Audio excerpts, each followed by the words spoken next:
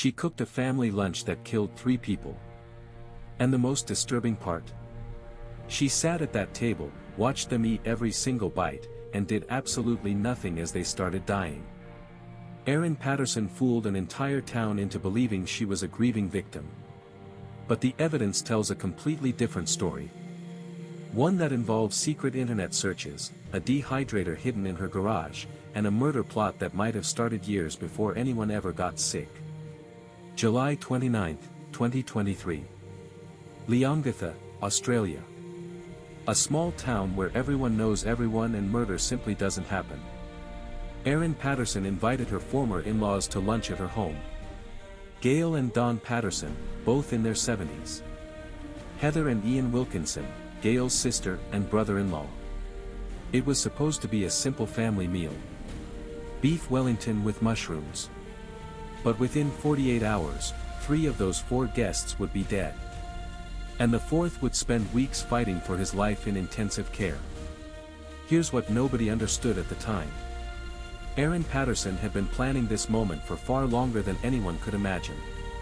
The question that still haunts investigators is exactly how long she'd been waiting to serve this deadly meal. To understand what really happened, you need to know who Erin Patterson actually was. On the surface, she seemed like a devoted mother of 2. She'd been married to Simon Patterson, the son of Gail and Don. But their marriage had crumbled. And this is where things get interesting. Simon was originally supposed to be at that lunch. He cancelled at the last minute. His own mother practically begged him to come. But something made him stay away. Coincidence? Some investigators don't think so.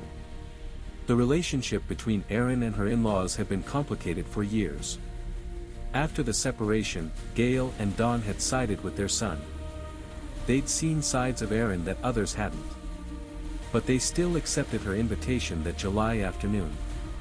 They still sat at her table. They still trusted her enough to eat what she served. That trust would cost them everything. Now let me pause here because this is where the story takes a much darker turn. After the guests left that lunch, they started feeling sick. Stomach cramps. Vomiting. By the next day, they were in hospital. And by the 3rd day, doctors realized something terrifying. These weren't ordinary symptoms. This was death cap mushroom poisoning. And here's what makes death cap so sinister. You feel fine for a day or 2. You think you're recovering. Then your liver starts shutting down. There's almost nothing doctors can do once the toxins take hold. Gail Patterson died first. Then her sister Heather. Then Dawn. 3 funerals in a matter of weeks. Meanwhile, Ian Wilkinson clung to life, requiring a liver transplant just to survive. And through all of this, Erin Patterson played the role of shocked, devastated hostess. She told police she'd bought the mushrooms from an Asian grocery store. She said she had no idea they were poisonous. But investigators weren't buying it.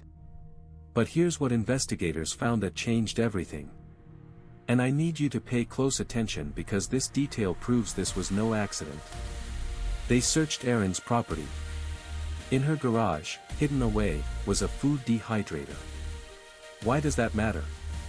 Because death cap mushrooms lose their distinctive appearance when dried.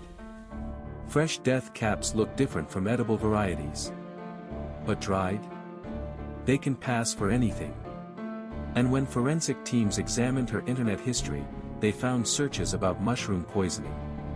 About how long symptoms take to appear. About whether cooking destroys the toxins. It doesn't, by the way. Death cap poison survives cooking completely. She knew exactly what she was doing. She researched it. She prepared for it. She served that meal knowing those people would die slow, agonizing deaths. And she sat across from them, making conversation, while they unknowingly consumed their own death sentence. But the rabbit hole goes even deeper. Investigators started looking into Erin Patterson's past. And what they found was chilling. Her own parents had died years earlier. Both of them. under circumstances that now seem far less coincidental. There were also reports of strange illnesses affecting people close to her over the years. Patterns that nobody connected until now. When police interviewed people who knew her, a different picture of Erin emerged. Calculated. Manipulative. Someone who held grudges and waited patiently to settle scores. One former friend described her as someone who could look you in the eye and lie without flinching. That description would prove disturbingly accurate. Because even after 3 people died at her table, even after police found the evidence, Erin Patterson continued to proclaim her innocence. She gave interviews. She expressed sympathy. She played the victim. For months, she walked free while investigators built their case. Now imagine being Simon Patterson through all of this. Your ex-wife allegedly murders your parents. Your aunt nearly kills your uncle. And you were supposed to be there too. Let that sink in for a moment. Investigators believe Simon was the real target. The others? They might have been collateral damage. Or perhaps Erin wanted to punish the entire family that she felt had wronged her. Either way, Simon cancelled that lunch at the last possible moment. He's never publicly explained why. But that decision saved his life. Think about the psychological torture of knowing you narrowly escaped death at the hands of someone you once loved. Someone who was mother to your children. Someone who smiled at your parents while serving them poison. This isn't just a murder case. This is betrayal on a level most people can't comprehend. And it raises a terrifying question that keeps investigators up at night. In November 2024, the case finally reached its conclusion. Erin Patterson pleaded guilty to 3 counts of murder and 5 counts of attempted murder. Not just for Ian Wilkinson, but for Simon and their 2 children who ate leftover food from that lunch. She finally admitted what investigators had proven. She deliberately put death cap mushrooms in that meal. She did it knowing people would die. And she did it with complete premeditation. The judge called it one of the most calculated and cold-blooded crimes in Australian history.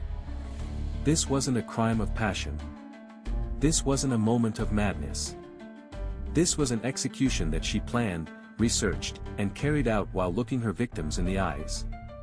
The search history showed she knew exactly what would happen.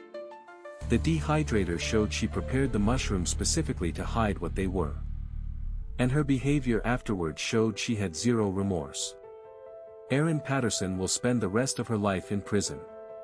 But for the families of Gail, Dawn, and Heather, no sentence will ever be enough. What makes this case so haunting is how ordinary it all seemed. A family lunch. A home-cooked meal. The kind of gathering that happens in millions of homes every day. But beneath that surface of normalcy lurked something monstrous. Erin Patterson spent years building resentment, planning revenge, and waiting for the perfect moment. She weaponized trust. She weaponized family obligation. She weaponized something as innocent as a home-cooked meal. Ian Wilkinson survived, but he lost his wife and carries the trauma forever. Simon lost both parents and the family he thought he knew. 2 children lost grandparents and must live knowing their mother is a murderer. The death cap mushroom is called the most dangerous fungus in the world. It's responsible for 90% of mushroom-related deaths. But the real danger in this case wasn't the mushroom. It was the person who served it. Sometimes karma takes time. Sometimes justice moves slowly. But eventually, the truth always surfaces. And for Erin Patterson, the meal she served came back to destroy her.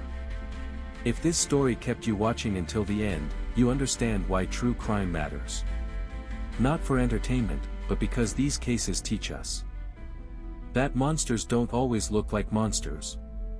If you want more stories where karma eventually catches up, hit subscribe and turn on notifications. Now I have to ask you. What part of this case disturbed you the most? Was it the planning? The family betrayal? Or the fact that she almost got away with it? Tell me in the comments. Your answers always start incredible discussions.